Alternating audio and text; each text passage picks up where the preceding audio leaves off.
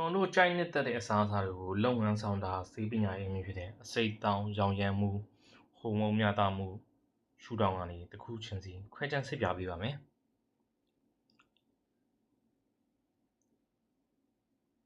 ဒီနေ့ပြောမယ့်အမြင်ဟာအာဟာရပါဝင်ကိုပြောမှာမဟုတ်ပဲကိုစားနေတဲ့အစားအစာဟာအမြဲတမ်းစားသင့်မစားသင့်အောင်သုံးသပ်ပေးနေတာဖြစ်ပါတယ်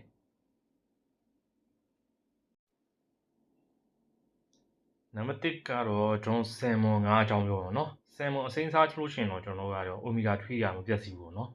ဒါပေမဲ့သူကအစိမ်းမှာကပ်ပါကောင်ပြဿနာရှိရပေါ့เนาะကျွန်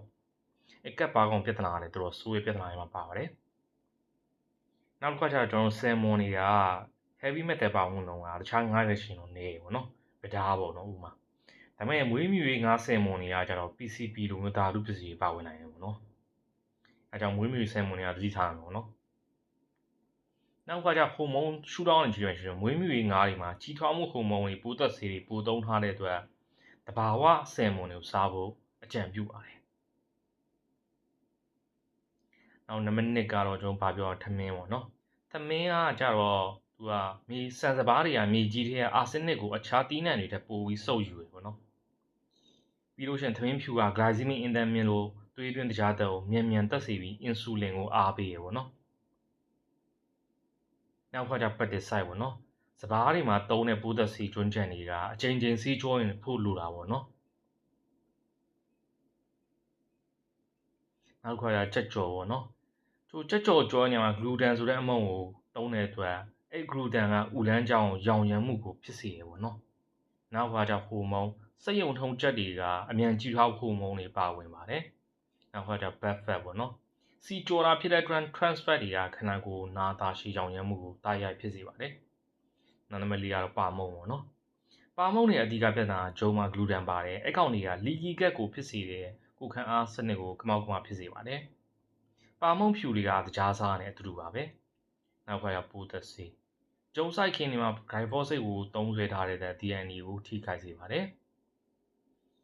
နံပါတ်5ကတော့နွားနို့ပါဗျာနွားနို့ဟာကေဆင်ပရိုတင်းတွေပါတယ်လူတော်များရောင်ရမ်းမှုကိုဖြစ်စေတယ်ဝက်ချက်နဲ့တက်ရှူလမ်းကြောင်းပြဿနာတွေဖြစ်စေပါတယ်ဟော်မုန်းနွားမတွေကနှုတ်ထွက်တိုးဖို့အတွက် RPGH ဆိုတဲ့ဟော်မုန်းတွေကိုလူတွေရဲ့ဟော်မုန်းကိုစနစ်ကိုနှောက်ယှက်ဖြစ်စေပါတယ်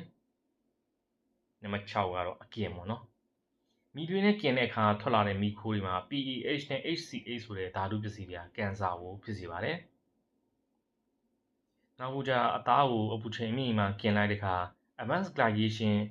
embroidery AGE လို့အဲ့ဒါတွေကအရေးပြားကိုအိုမင်းကြီးရောစေပြီးပျက်စီးစေပါတယ်နံပါတ်9ကတော့လက်သေးပါဗျာလက်သေးကတော့သူကနွားနိုးနဲ့ရှူဂါနဲ့ရောထားတဲ့အတွက်အချိုလဲတက်စေတယ်ပြီးရင်ကေဇင်ရဲ့ပြဿနာတွေဖြစ်နိုင်တယ်ပေါ့နော်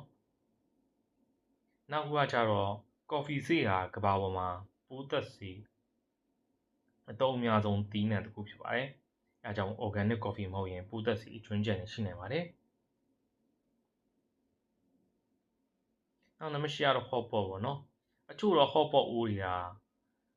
အရည်သွေးညံ့တဲ့အတွက်အပူတဲ့အခါမှာတက်လူတက်တွေကဟင်းရည်တွေပျော်လာနိုင်ပါတယ်ရှူဂါနဲ့အသစ်တဲ့ဟောပေါ့ဟင်းရည်နဲ့ဆော့တွေမှာတရားတွေ MSG တွေတာရှိခံနေအများကြီးပါဝင်ပါပါတယ်